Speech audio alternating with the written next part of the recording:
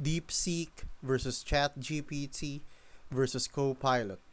Best AI for coding and productivity. I'm going to tell you which AI tool is best for coding and boosting productivity. Deepseek, Chatgpt, or GitHub Copilot. GitHub Copilot is the go-to for developers looking for coding suggestions and completions. It integrates seamlessly into IDEs like VS Code, providing autocomplete, generating code snippets, and even entire function based on your input. It's great for speeding up coding tasks but focuses mainly on code, not broader productivity.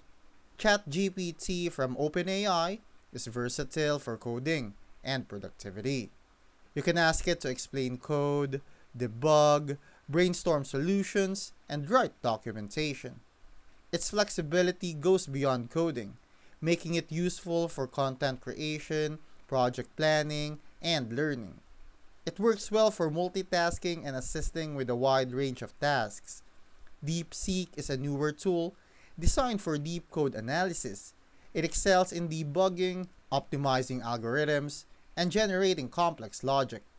It's perfect for advanced coding tasks like solving math problems or working with highly technical code, but it lacks the broad versatility that ChatGPT offers. So, if you need fast code assistance, Copilot is your best bet.